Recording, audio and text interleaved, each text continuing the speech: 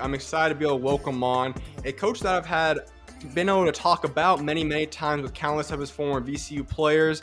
And today's finally the day that I get to actually talk to this special coach. He's been a Conference Coach of the Year. He's been an incredible coach, and now he starts this new journey out at Penn State as their brand new head coach. And that's Coach Mike Rhoades. Coach, I appreciate taking time to come on today. Oh, you bet. Thanks for having me once again. I appreciate you. I appreciate doing this. This is great.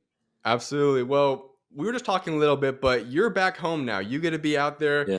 just 2 hours from where you grew up now, and so you're kind of adjusting to this new life back home. How has that been? I don't know if I've adjusted yet. Mm-hmm. We just jumped into it. I finally, after 5 months, got out of an Airbnb and Okay. found a place to stay. And the neat thing about all this is just familiar with the area. I know the state very well. Honestly, running into so many basketball people in the state of Pennsylvania and how excited they are that we're here and that I'm back in the state. That's been really neat. It gives you a lot of energy, a lot of juice to do your job. So it's been a whirlwind for sure, building a whole roster very quickly. But we had a fun summer, and now we're back here in school, and we're jumping into it real quick. So the college coaching world is pretty much a full year job now with the transfer portal going on, recruiting and high school kids, the season itself, summer stuff, everything going on now. And for yourself, you add another whole nother chapter because you're taking on a new job. So you have to move Yeah. and you have the personal stuff going on too, as moving a family and all that stuff, finding a home. How have you just been able to kind of at all guys take this all in, knowing that how much chaotic there's been of just trying to adjust to life outside of the basketball, but also balancing building pretty much an entire new roster for yourself now?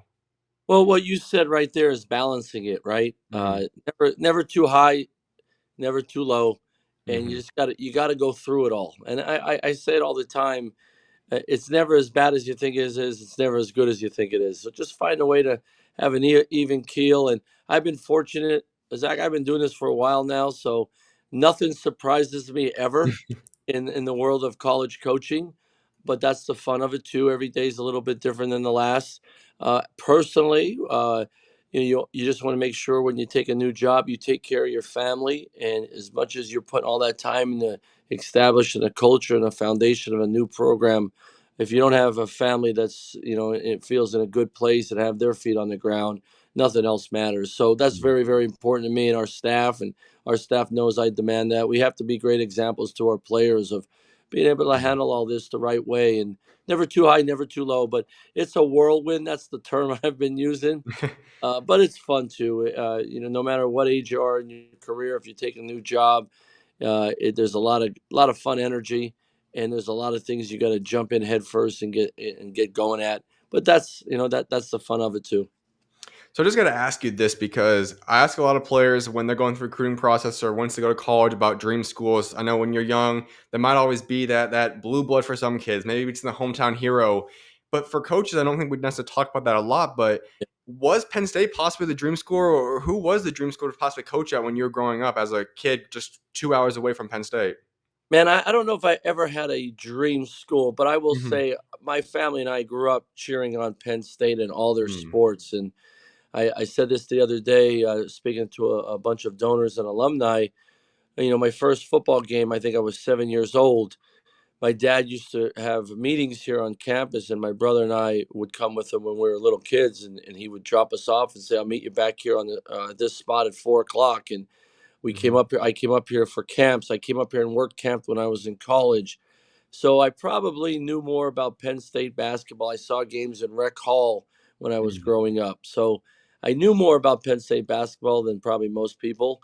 So I've Mm-hmm. always had my eye on it, and but never saying that's where I have to be. I've never felt that. If I was still at Randolph-Macon to this day, I'd be a happy college basketball coach.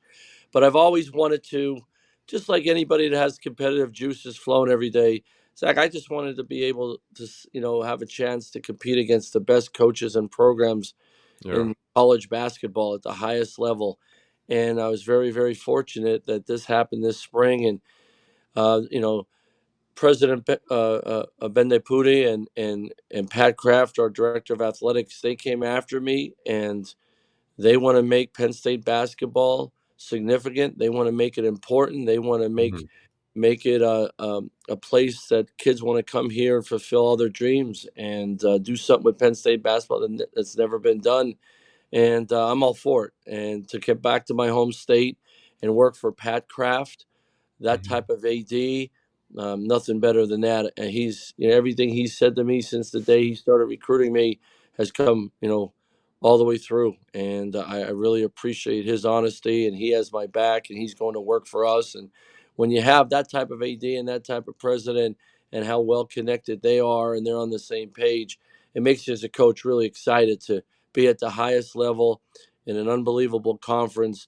And then let's see what we can do with our stamp on it. I love to hear that because we know Penn State historically as a football school. We know how elite they have been, the history, the big old stadium, the whiteout games, all that.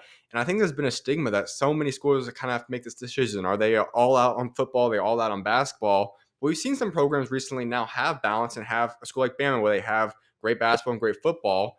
And so obviously your mindset is coming in there and let's not just continue the success that Coach Shrewsbury started last season and made it to tournament, but let's build this to be a continual tournament appearance, make this a basketball Correct. school as well. How are you planning to be able to build up this program so that you guys are not looked at as just a football school in maybe 3, 4 years, whatever it might be, but you guys are a football and basketball school potentially even? Well, on top of everything, it's a great university. Kids want to come Yeah. to school here, and kids don't leave Penn State. They have an Mm, unbelievable careers here, on and off the field of play, the court of play.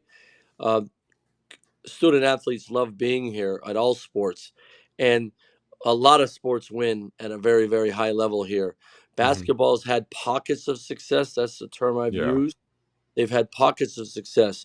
Now we want to try to turn that into sustainable success all the time. hmm The first thing you need from that is a commitment from your administration on making everything in your program better. And it's not all about the almighty dollar. It's just making decisions that this is what we're going to do with men's basketball. And then one reason they came after me was they know how I know how to build programs, and I know how to do it the right way, and keep the integrity of the university number one. Our guys are going to be student athletes first, but when we step on the court, we're going after people to win. I'm hmm not changing that. That formula works for me and for us, and Penn State understood that. And everyone says they want to win, Zach, but not everyone's committed to winning. mm Working for a president and an AD now that they want to do something with men's basketball at Penn State, and they're committed. They're committed to that, and they've shown that the last few months that I've been here. We still got a long ways to go. We gotta make our facilities better. hmm We got to make our facilities so appealing that not only kids are so happy here, but they see these unbelievable silly facilities like some other sports we have here. That shows a commitment to the program as well. But we've already made decisions here that they haven't done in the past, in just different ways, the different ways we're going to go about doing things now and into the future. So that's what you want. You want to be around an AD and a president that is excited about what you're doing, as you and your team and your staff are, and hmm we have it here now at Penn State. When we look at your roster, how you're building it so far, it's pretty similar to how you might have done at BCU. There might be a little bit of changes there, but you've obviously decided to keep a lot of these guys that have that dog mentality, as a lot of people say, that toughness, that grit and grind about them. And you're bringing this into the Big Ten, which has been known as a conference that typically plays a certain brand of basketball. We typically have the big man, they run around him pretty much for the most part. You decided to kind of bring in your philosophy, and there might be some changes. But that's kind of what I want to ask you about, because as Yeah. you change from VCU playing the A10 to now the Big Ten, how much of the style of play that you've been coaching for a little while do you plan on bringing to the Penn State? Is it pretty much the entire thing, making some changes, or how are you going about that? Well, you always make changes based on your personnel year to Yeah. year, a couple tweaks here or there, but the foundation and the culture of our program is what you've seen at VCU and at Rice, and even hmm at Randolph Macon. We're going to play super hard. We're going to play together. We're going to you got to kill us to beat us type of mentality. But I do know this from just studying Penn State basketball and understanding the pockets of success they've had, and then the other compared to other seasons, is you got to be different. You got to be bold about it, but you got to be different, because if we're going to play quarter court offense and quarter court defense with everybody else in the Big Ten, the term I use, we're going to get bludgeoned. And when Penn State has done that, it's harder to win. Your margin of error, Zach, is so much smaller. And then that, number one is it takes aggressiveness out of it. Now Yeah. now now you're playing more on your heels. I want our guys to be the other way around, like I've always coached, is be super aggressive and let's play to our players' strengths and instincts. So that I don't care what level you're at. When you recruit good players and you develop players to become better and better, and they play to instincts and their aggressiveness, it's clearer minds. You Hmm. play through mistakes quicker, but then you just go play basketball the way you know how to. So, we're gonna always be very disciplined, very organized, but we're gonna we're gonna get after people in the full court. We're gonna fly around. We're gonna be exciting offensively, and I do think that I like the skill level of our guys.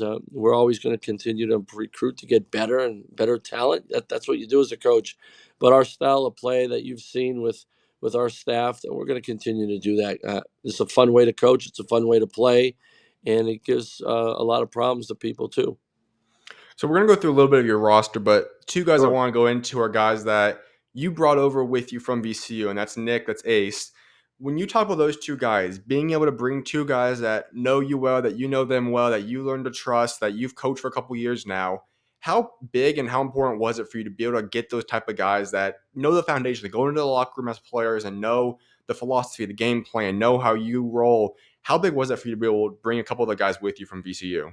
I think it's huge. And look, when the players, the relationships I had with this past year's team and winning a championship with them at VCU and winning the A10 regular season and tournament championship, like we just had a special group. We were so close with those guys. Our staff was. We still are to this day. Hmm. The neat thing about that group is they all had their own personalities, but we knew how to play together as one and just took off as the season went on. It was a complete honor for me to be their head coach, and our Hmm. relationships will last forever. And couldn't bring them all with me, but I brought two guys with me, and Ace and Nick, that I just I love coaching those guys. Ace was player of the year and defensive player of the year in the A10. Yep. He's one of the best point guards in the country. He's super competitive. He makes our team tougher. He makes his teammates tougher and have an edge. And he's a really good basketball player. Nick Kern is, a guy that just he's all about. He's the greatest example for me to show our guys here is here's how you develop yourself as a young man, as a player, Hmm. to make such an impact in winning. We put him in the lineup about 12 games in last year, and we take off. And it's because winning was more important to him than anything else, than individual stats or anything. He's the culture guy. He's the guy that guarded the other team's best player, got big rebounds, toughness plays, and then got better and better with his overall game. So those two guys are great examples of how we do things in our program, in our family. But also, I think you build relationships beyond basketball. That's probably one reason why those guys came with us. They could have went anywhere in the country, Yeah. like some of the other guys have from VCU, and they're all special guys. We're fortunate to have Ace and Nick, and they can help our guys understand that, hey, this is how Coach Rhoades does things. This is how we play defense. This is how we get ready for practice. All that stuff. I still want them to be themselves and the best individuals they can be, but they can sure help all the new guys who are under their first year with me understand that, hey, there's a process to all this, and this is how it's going to go about. Some of the other guys you brought in, now there's a lot of them because you had to come in, you filled up 10 roster spots. You have a few guys that I've known from Arizona times. DeMarco Dunn spent time out here in Arizona for a little bit, Puff Johnson as well. They both come over as guys that have been rotation players on a decent North Carolina team, a championship team the year before that. They come on over with you. You Ray Quandis, who's a big time player, Quandis, Zach Hicks, the list goes on. Just all these guys you got to fill this roster out with. And you got to see them now a little bit. You guys had the foreign tour out there to the Bahamas. What's your feel for this overall team and how they're coming together so far? I honestly, better than I would have imagined, bringing Hmm. 10 guys in like 60 days. I think we had 14 official visits in like 60 days.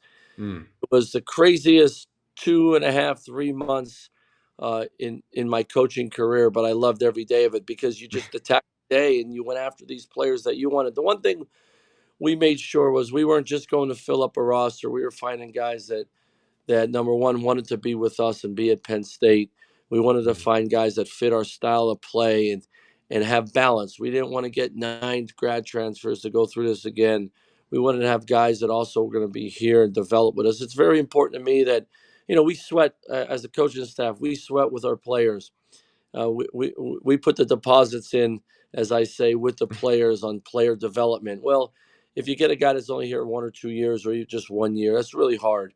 Uh, Yeah. Not that it can still work for sure, but I wanted to make sure that we built this culture and this foundation, and the start of my career here at Penn State with guys understanding that there's a development piece to it. So, DeMarco Dunn, I recruited really hard to VCU. Puff Johnson, I recruited his brother Cam the Rice really hard. They came for an official visit. I tried to recruit Puff before he blew up in high school. Hmm. Their prior relationships, you know, Leo O'Boyle, who played at Lafayette, had a great career there. He's a co-region kid from Pennsylvania that Coach Jimmy Martelli and I knew. Like, there's a lot of that, and we just want to make sure we found great fits first before we just took guys. And I'm really proud of our staff. We got the guys we wanted. We filled needs for sure, but we just didn't. It wasn't a quick fix to us. And I think we passed on some guys that other people didn't pass on because we wanted to make sure they were the right fits and blend it with the rest of the guys we had. And that's really important to me. If we're going to build this, we're going to build this for the long term. Build it to last is a term I've always used. Now we want to win right away, but man, let's build it to last with the right people on board and the right pieces. So I do want to go a little bit through your career because you have had a lot of different basketball stories and stuff I'm sure you could tell. So Sure. I want to take a little bit of a stop break at VCU because there's one guy, and you've coached a lot of great players, two NBA guys specifically I want to get into, though, one of which is Bones. And I have to admit, he's probably one of my most favorite interviews I've had before. He's just one of the most outgoing. He's got a great personality. He's a fun guy, but he was one heck of a player as well. So I just want to ask you, though, if you look back at your time with Bones throughout his career, what would you say would be your favorite memory or your favorite story with him? What I love this. What I love telling people about Bones is his joy to play basketball Mm, is just through the roof. I don't know if I can. I know people. I've coached tons of guys that love basketball and love playing basketball. hmm But man, when Bones gets the basketball in his hand, it just lights up not just the room but the block. I mm, say it all the time. His joy for basketball is so high and so great that it just it goes to everybody and the coaches. And the one thing, the way we play fit Bones tremendously because he could be himself and let his instincts take over, and he was fun to coach, but he was really fun to watch too. yeah. But just joy for life, joy for basketball, always shine through more than anything. And him working on his game is a whole different level. His pace, his intensity, his approach. Now he might not work out for 2 hours straight, but he might come back in the gym 3 or 4 times in one day and work out for 35, 40 minutes at a pace most people can't do for 10 minutes.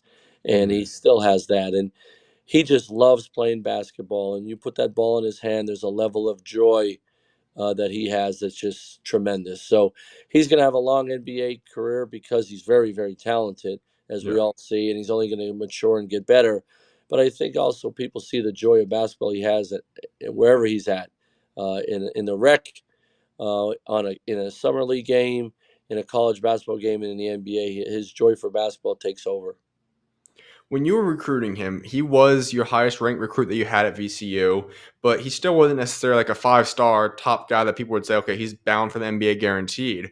But when you recruited him, was it surprising at all when you look back seeing how successful he was, not just at VCU, but now becoming the NBA caliber player that he is today?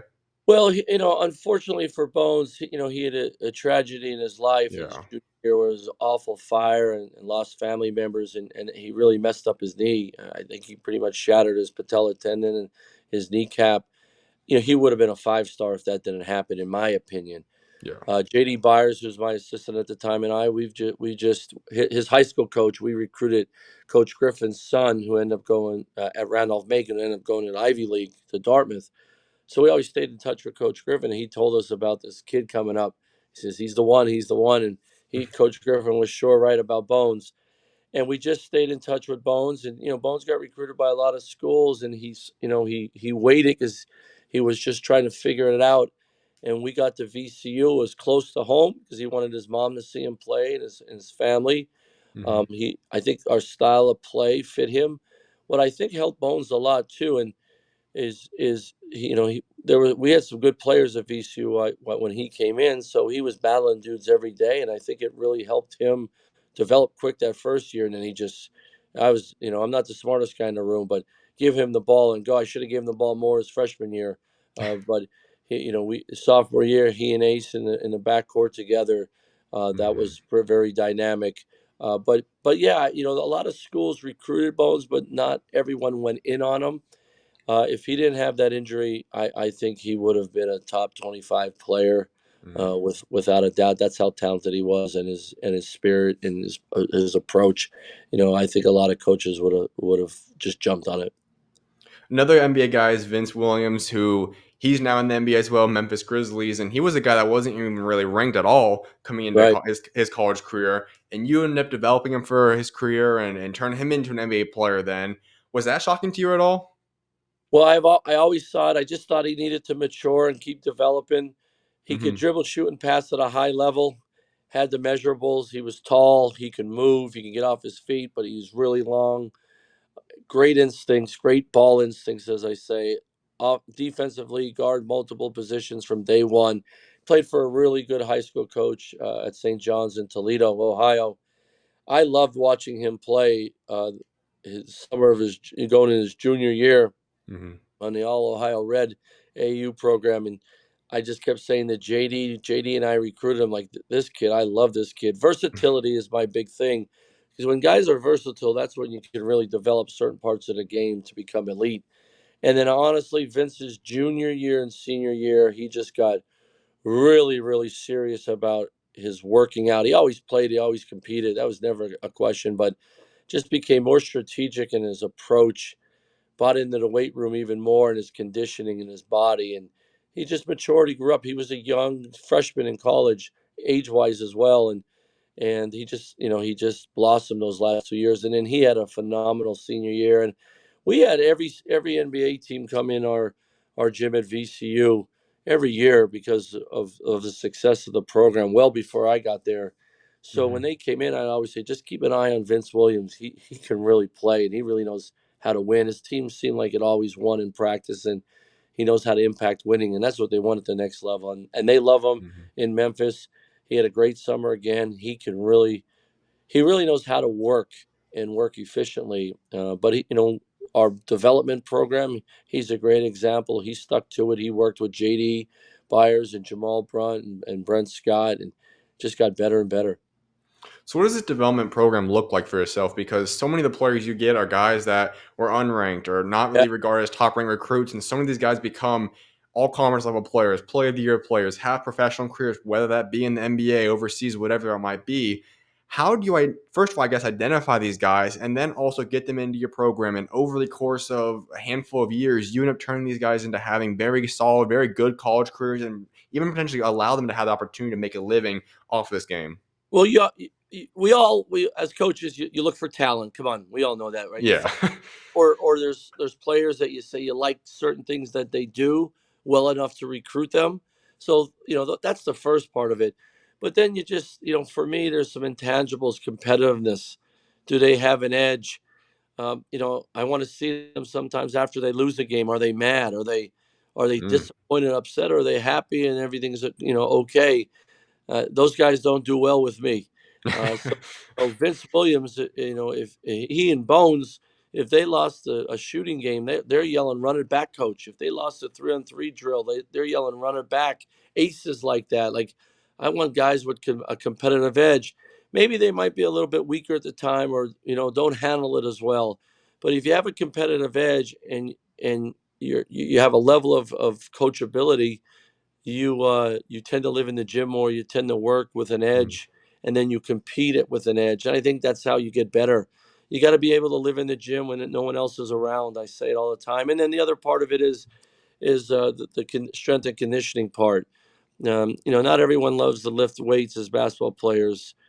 If they love to be in the gym all the time and they love to work out, but they haven't done that weight room stuff, that will transfer over to the weight room and strength and conditioning. So So, we want to make sure guys understand that as we're recruiting them.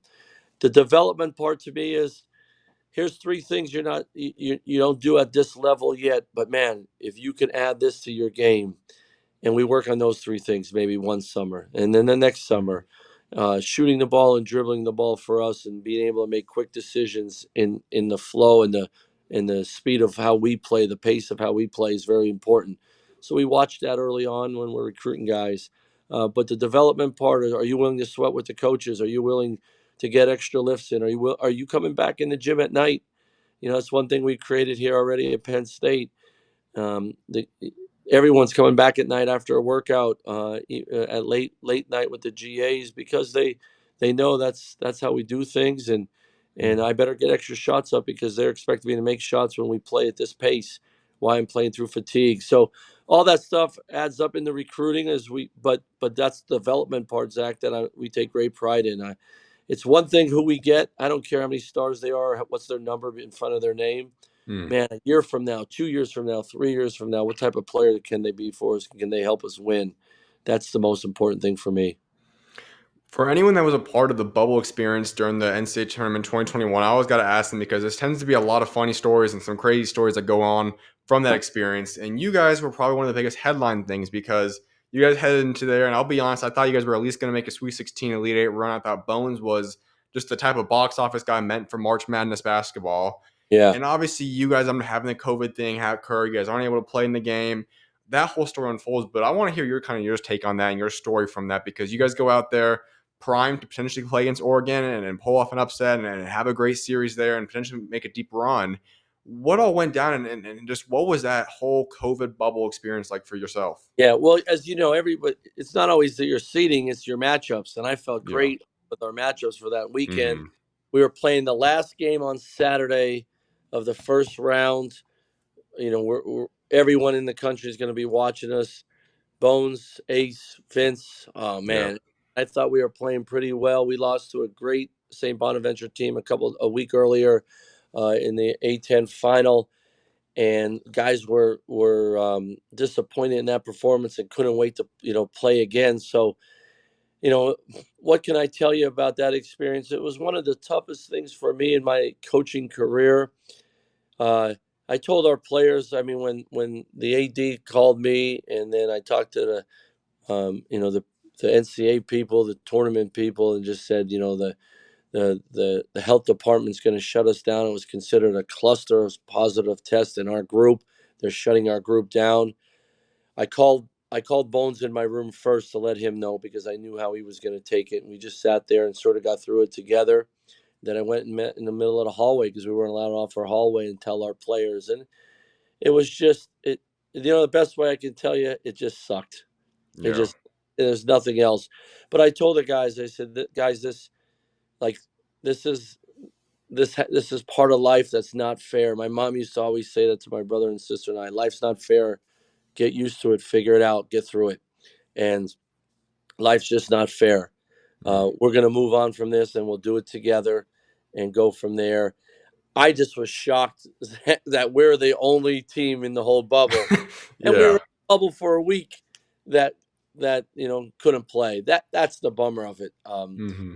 The sad thing about it all for me as a coach was, we fly back in the middle of the night. We get off the plane, and everybody goes home because we're on spring break.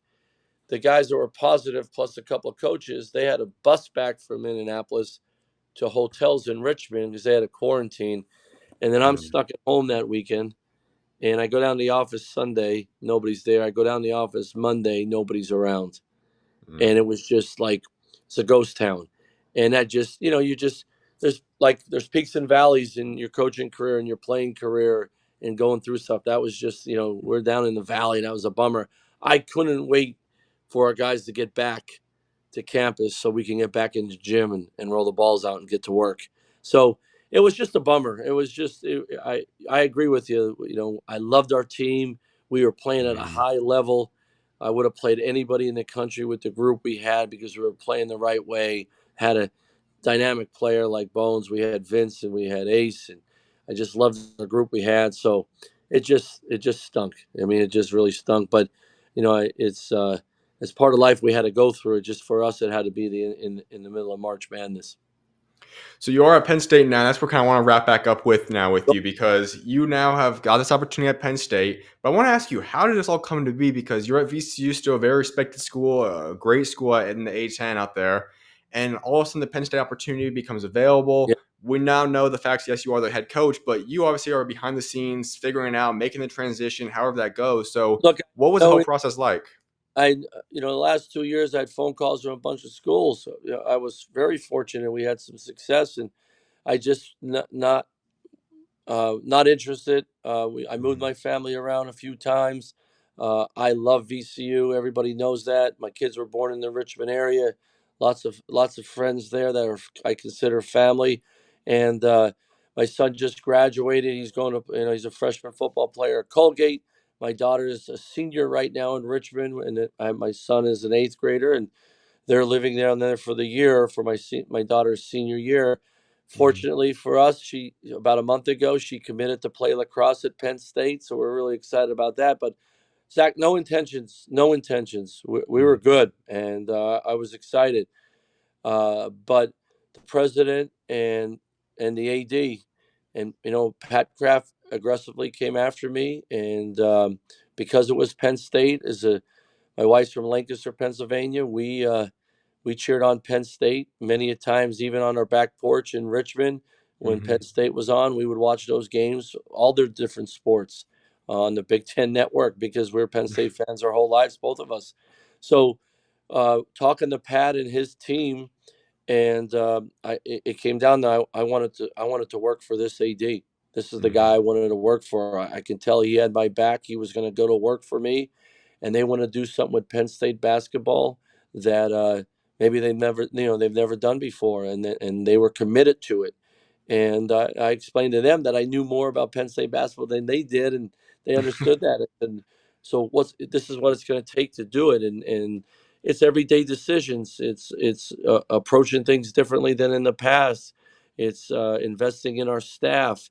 It's investing in GAs. It's making sure we do things at a high level so our players can perform at a high level. And Pat Kraft has rung the bell since I've been here, and I could tell he's an AD that's going to go to work for me and have my back.